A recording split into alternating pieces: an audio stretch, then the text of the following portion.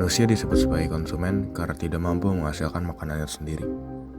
Namun, jika kita lihat lebih mendalam, persoalan ini bukan hanya tentang mengonsumsi makanan, melainkan juga tentang energi.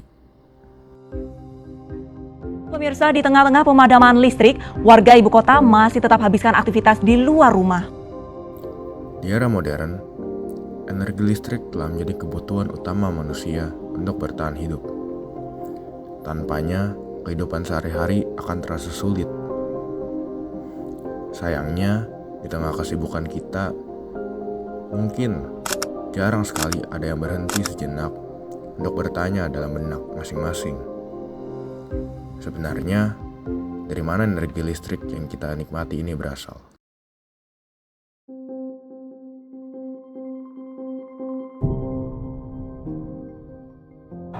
Energi listrik yang kita gunakan sehari-hari sebagian besar berasal dari tenaga uap batu bara. Menurut Rencana Usaha Penyediaan Tenaga Listrik (RUPTL) periode 2025 sampai 2034, 45% energi listrik di Indonesia berasal dari bahan bakar fosil yang diantaranya ada gas bumi dan batu bara. Artinya Indonesia masih sangat bergantung pada energi tidak terbarukan. Namun, dalam upaya menghasilkan energi listrik dari tenaga uap batu bara, proses penambangan batu bara terlebih dahulu harus dilakukan.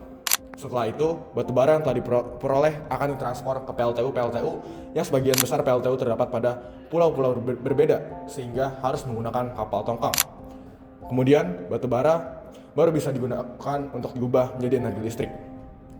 Menurut Direktur Operasi PLN Energi Primen Indonesia, Eko Yuniarto, mengungkapkan bahwa batu bara merupakan energi dengan efisiensi tinggi. Hanya diperlukan Rp 705 perak per kWh dibandingkan dengan energi alternatif lainnya.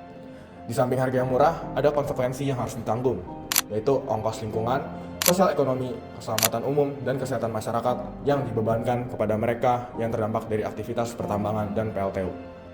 Provinsi Kalimantan Timur merupakan penghasil batubara terbesar di Indonesia, dengan keberadaan sekitar 28 perusahaan tambang batubara yang beroperasi di wilayah ini. Salah satu di antara 28 tambang tersebut terdapat di Desa Kertabuana di Kabupaten Kutai Kartanegara, yang sebagian besar penduduknya merupakan transmigran asal Bali. Tambang-tambang batu bara di Kalimantan Timur banyak berdiri sangat dekat dengan pemukiman warga. Padahal, Peraturan Kementerian Lingkungan Hidup Nomor 4 Tahun 2012 menyebutkan bahwa jarak minimal antara lubang galian tambang dengan pemukiman adalah 500 meter. Namun kenyataannya, banyak tambang yang beroperasi hanya bersebelahan langsung dengan rumah-rumah warga. Dari sisi lingkungan, kualitas air tanah menurun sehingga air menjadi keruh dan tidak layak konsumsi. Sementara tanah menjadi tidak stabil sehingga rawan mengalami pergeseran atau perubahan kemiringan yang dapat merusak bangunan di sekitar tambang. Dari sisi keamanan, lubang-lubang bekas tambang seringkali dibiarkan begitu saja tanpa adanya reklamasi atau penanganan yang memadai. Lubang-lubang ini bukan hanya merusak landscape ekosistem tetapi juga menjadi ancaman nyata bagi keselamatan warga. Undang-Undang Nomor 3 Tahun 2020 tentang Minerba secara tegas mengatur bahwa lubang bekas tambang harus dipertanggungjawabkan, baik dengan reklamasi, dimanfaatkan sebagai objek wisata, maupun solusi lain sebagai antisipasi jika reklamasi gagal. Namun, kelalaian perusahaan dalam melaksanakan kewajiban ini telah mengakibatkan banyak korban jiwa, di mana warga terperosok dan tenggelam di lubang bekas tambang yang penuh genangan air dan tidak diberi pengaman. Batu bara yang telah ditambang umumnya akan dikirim ke PLTU di luar pulau dengan menggunakan kapal tongkang. Dalam prosesnya, banyak kapal tongkang yang berlabuh di sekitar PLTU, namun seringkali kapal-kapal ini menjatuhkan jangkar ke dasar laut, sehingga merusak ekosistem terumbu karang dan menghancurkan habitat ikan. Pembangunan PLTU sendiri kerap dibenarkan dengan alasan untuk mendorong pertumbuhan ekonomi dan meningkatkan kesejahteraan rakyat. Akan tetapi, kenyataannya, masyarakat yang tinggal di sekitar PLTU justru lebih banyak merasakan dampak negatif daripada manfaat yang dijanjikan. Banyak PLTU di Indonesia dibangun dekat pemukiman dan wilayah hijau yang tentu menimbulkan dampak-dampak serius.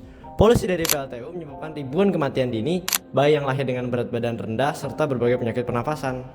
Mulai dari kualitas lingkungan yang menurun akibat pencemaran tanah dan air, yang juga ada di laut, sungai, dari batu bara, abu-abu yang bertebaran, limbah cair, dan air lindi tambang. Dampaknya mencakup penurunan tangkapan ikan, kegagalan pertanian, serta penyakit seperti kanker paru-paru, stroke, dan hipertensi. Menurut Mongabai, polusi PLTU menyebabkan sekitar 10.000 kematian dini dan 2.800 kasus bayi lahir rendah tiap tahun. Secara ekonomi, nelayan dan petani akan mengalami penurunan hasil dan pendapatan yang juga memicu migrasi serta perubahan pekerjaan yang memicu turunnya tingkat kesejahteraan. Dalam konteks film Sexy Killers, terlihat jelas bagaimana negara seringkali gagal untuk menjalankan kewajiban utamanya dalam mengelola sumber daya alam sesuai dengan prinsip pembangunan keberlanjutan. Negara seharusnya menjadi pelindung dan pengatur utama agar pemanfaatan sumber daya alam seperti batu bara tidak hanya berorientasi pada keuntungan ekonomi, tetapi juga memperhatikan keberlanjutan lingkungan serta kesejahteraan masyarakat. Konstitusi Indonesia melalui pasal 33 ayat 3 UUD 1945 menegaskan bahwa bumi, air, dan kekayaan alam yang terkandung di dalamnya dikuasai oleh negara dan dipergunakan untuk sebesar-besar kemakmuran rakyat. Namun, realitas yang tergambar dalam Sexy Killers menunjukkan adanya kontradiksi. Sumber daya batu bara justru banyak dimanfaatkan untuk kepentingan segelintir elit politik dan pengusaha. Sementara masyarakat di sekitar tambang dan PLTU harus menanggung kerusakan lingkungan serta risiko kesehatan yang berat. Menurut Badan Pusat Statistik dan RUPTL PLN 2025 sampai 2034, sekitar 45% energi listrik Indonesia masih bersumber dari batu bara. Ketergantungan tinggi terhadap energi fosil ini menimbulkan dampak besar terhadap lingkungan dan kesehatan publik. Laporan Greenpeace pada tahun 2015 bahkan mencatat bahwa polusi udara dari PLTU batubara di Indonesia menyebabkan lebih dari 10.000 kematian dini setiap tahun, serta ribuan kasus gangguan pernapasan dan bayi lahir dengan berat badan rendah. Sementara itu, laporan Yayasan Auriga Nusantara 2023 mengungkapkan bahwa dari 3.092 lubang tambang di Kalimantan Timur, hanya sekitar 10% yang telah direklamasi, dan sisanya dibiarkan menganga dan berbahaya bagi masyarakat sekitar. Dalam kerangka Sustainable Development Goals atau SDGs, sebuah negara memiliki kewajiban moral dan hukum untuk memastikan pengelolaan energi selaras dengan beberapa tujuan utama, yaitu tujuan ke-7, energi bersih dan terjangkau, tujuan ke-13, penanganan perubahan iklim, ke-14 dan ke-15, menjaga ekosistem laut dan darat, dan yang ketiga adalah kesehatan yang baik dan kesejahteraan. Artinya apa? Artinya, negara seharusnya berperan aktif dalam memastikan transisi energi menuju energi terbarukan seperti tenaga surya, angin, air, dan panas bumi, serta melakukan pengawasan ketat terhadap industri batubara dan PLTU. Pemerintah juga berkewajiban melakukan rekonstruksi kebijakan energi nasional agar lebih berpihak pada rakyat, bukan pada kepentingan korporasi. Film Sexy Killers ini menjadi cermin keras bagi kita semua bahwa kegagalan negara dalam menegakkan prinsip keadilan sosial dan keberlanjutan lingkungan telah menimbulkan ketimpangan besar antara mereka yang menikmati listrik dan mereka yang kehilangan tanah, air, dan juga udara bersih. Sudah seharusnya pemerintah menjalankan kewajiban konstitusionalnya untuk mengelola kekayaan alam bukan hanya demi pertumbuhan ekonomi, tetapi demi keadilan ekologis dan kesejahteraan generasi masa depan.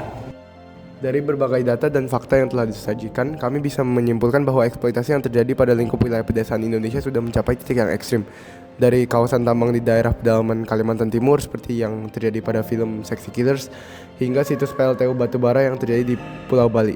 Eksploitasi SDA semakin menjadi kenyataan transparan dan tidak lagi bisa kita hindari. Aktivitas ekonomi semena-mena yang diterapkan pemerintah dan swasta ini tidak memedulikan warga pedesaan dan justru memberikan dampak negatif dalam berbagai bidang. Mirisnya, pihak pemerintah justru mendorong pembangunan PLTU ini karena dianggap memajukan bangsa. Nyatanya, pembangunan PLTU ini hanya menguntungkan kaum elit dan petinggi-petinggi ekonomi di perkotaan dan justru malah menindas warga setempat, baik itu melalui kesehatan warga yang merusak alam setempat hingga gaji buruh setempat yang terkadang masih jauh di bawah UMR. Demokrasi yang awalnya menjadi sistem pilar dari sistem politik Indonesia nyatanya tidak diberlangsungkan secara efisien, di mana suara-suara dari rakyat pedesaan yang menuntut keadilan tidak didengarkan. Aksi demokrasi dan pemrotesan juga diabaikan, sementara petinggi-petinggi politik dan penguasa ekonomi terus memperoleh keuntungan. Lantas, bagaimana cara warga dan pemerintah melakukan reformasi besar-besaran dan merombak pola pikir eksploitasi untuk memajukan bangsa? Pertama-tama, solusi yang paling utama dibutuhkan tentunya tak lain adalah kerjasama dan komunikasi yang baik antara rakyat dengan pemerintah, terutama antara pemerintah dengan warga setempat. Pemerintah mendengarkan suara rakyat setempat dan warga juga mau diajak berunding dengan perwakilan dari pihak pemerintah, misalnya melalui DPR. Pemerintah bisa mencoba memberantas semua perusahaan yang masih menghasilkan polusi melalui pembakaran yang menghasilkan emisi karbon seperti PLTU dan PLTBM. Hal ini bisa dilakukan melalui penegakan hukum yang tegas seperti menerapkan laporan publik, sistem audit, serta menghentikan praktik KKN atau korupsi, kolusi, dan nepotisme. Selain itu, pemerintah juga perlu melakukan perlindungan lingkungan dan program-program melindungi alam setempat seperti reklamasi, penambangan, rehabilitasi lingkungan, reboisasi, dan juga transisi energi bersih seperti yang diberlangsungkannya di negara-negara maju seperti negara Eropa.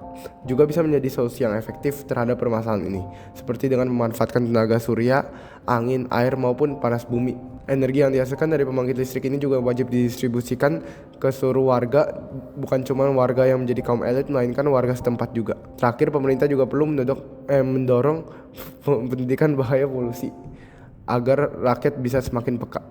Semua solusi tersebut tentunya tidak akan berjalan secara efektif tanpa adanya kooperasi yang terbuka dari warga pedesaan setempat. Sebagai rakyat setempat, pendidikan terkait kesehatan lingkungan menjadi hal yang krusial. Masyarakat perlu lebih kritis terhadap isu energi, lingkungan, dan politik setempat, terutama yang terkait dengan PLTU. Selain itu, warga bisa ikut mengawasi izin tambang dan melapor jika terjadi pelanggaran, dan menolak eksploitasi yang merugikan daerah mereka, bahkan membentuk komunitas atau gerakan sosial untuk advokasi lingkungan. Jika dirasa pembangkit listrik mengancam SDA setempat, maka warga bisa mengadakan aksi protesan dan aksi demokrasi untuk menuntut keadilan.